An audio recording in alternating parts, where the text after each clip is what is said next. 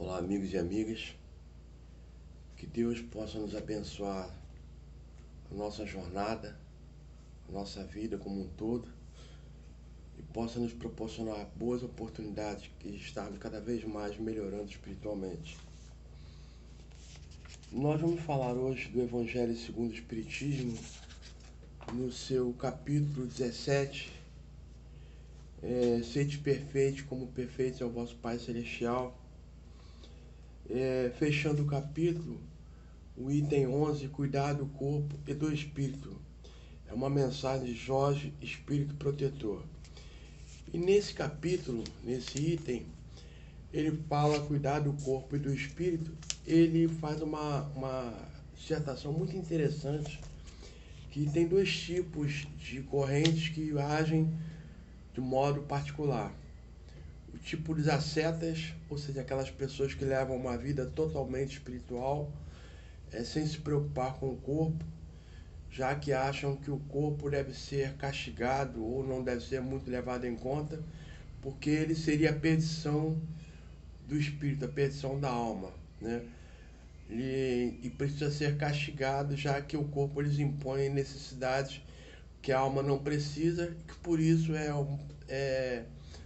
digamos, talvez impuro e nocivo a sua caminhada espiritual. E aquelas pessoas que cuidam do corpo como a parte mais importante do ser, fazendo com que ele seja preponderante, independente, mais importante, inclusive, melhor dizendo, do que o espírito. E Jorge vem falando que tanto um sistema quanto o outro são sistemas equivocados, já que tanto a alma quanto o corpo devem ser tratados com a mesma igualdade de importância. Ou seja, a alma, o espírito sendo o condutor da nossa jornada e o corpo sendo o veículo pelo qual a matéria, aliás, o corpo sendo o veículo pelo qual o espírito vai obrar e vai fazer as coisas que necessita para o seu engrandecimento espiritual. Muitas pessoas acham que corpo e espírito são dois departamentos ou duas coisas totalmente estanques, separadas, independentes. Quando na verdade a doutrina dos espíritos mostra para a gente que tanto um quanto o outro agem em conjunto, em sintonia perfeita. Há uma perfeita interação, corpo e espírito. O espírito é ligado. Inclusive Kardec fala no livro dos espíritos, eu não me lembro agora o item, que o espírito não se encontra encarcerado ou enjaulado no corpo como um pássaro na gaiola, como se estivesse encerrado numa caixa. Não. O que existe é que o espírito, embora a gente não perceba, não se dê conta disso, através do perispírito, também é um tipo de matéria, né? É um tipo de matéria, só que uma matéria insensível aos nossos sentidos, né? Mas que é um tipo de matéria num grau bem mais leve que a gente não consegue perceber. E o espírito, através do perispírito, que é a roupagem do espírito, uma roupagem mais fina, diferente do nosso corpo, mas que o nosso corpo é uma cópia dele, ele é ligado ao corpo molécula a molécula. Um se introduz no outro, um se casa com o outro, um sintoniza com o outro, né? Tanto que a gente ouve o caso de quando os espíritos narram, quando há o momento do desencarne, o pré-desencarne, os laços vão sendo cortados fio a fio, ou seja, aqueles laços magnéticos, aquelas uniões invisíveis aos nossos olhos, mas que magneticamente existem, energeticamente existem, são cortados pouco a pouco, são desligados pouco a pouco. Então, o espírito é ligado ao corpo, molécula a molécula, né? De forma que um influencia no outro, tanto o corpo influencia no espírito, quanto o espírito influencia no corpo.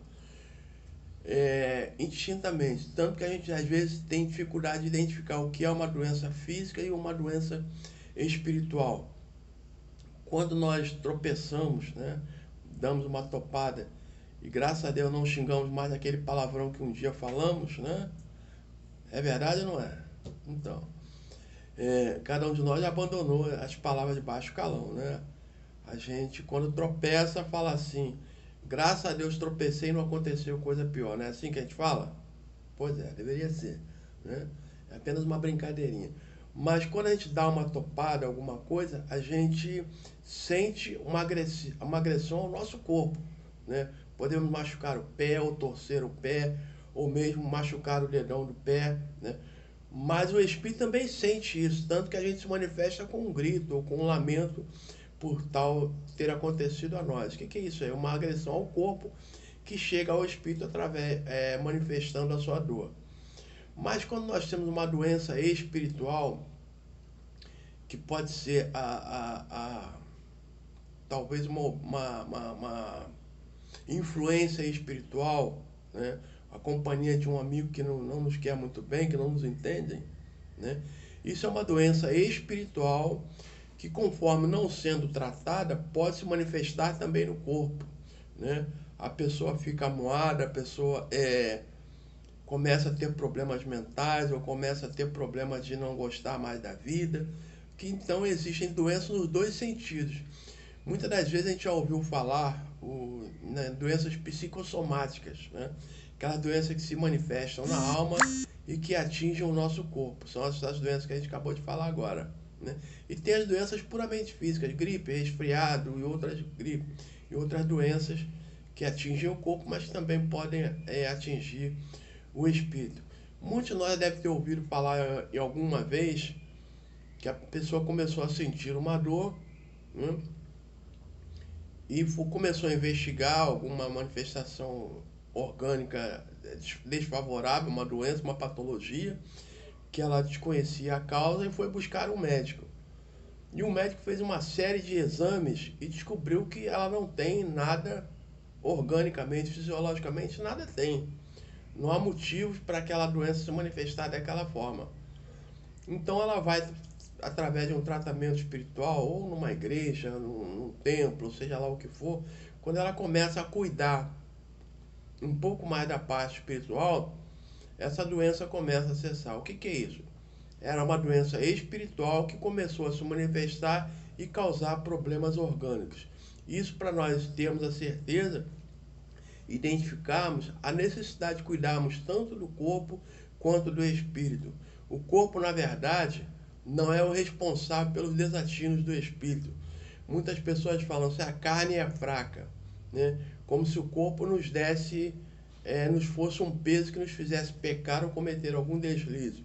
É lógico que existem as necessidades orgânicas, isso aí ninguém desconhece, né? Nós temos a necessidade de nos alimentar, de namorar, de se sentir querido, ou de aquelas sensações físicas, e que não satisfeitas, elas podem nos causar problemas psicológicos, problemas da alma também, problemas espirituais.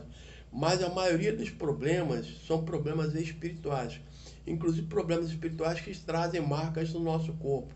Aquela doença que nós não sabemos de onde veio, por que veio, né?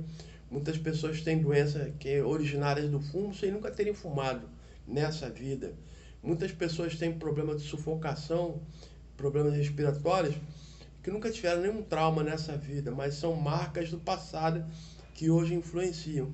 Então é importante para nós, no estudo desse item, saber que nós devemos a mesma importância ao corpo e a mesma importância ao espírito. Se quisermos colocar num grau de importância, devemos dizer que nós devemos cuidar até mais do espírito, né? Porque esse é que vai nos causar e vai nos beneficiar com a saúde física também. Como já diz o ditado, né? Mens sã, corpore sano.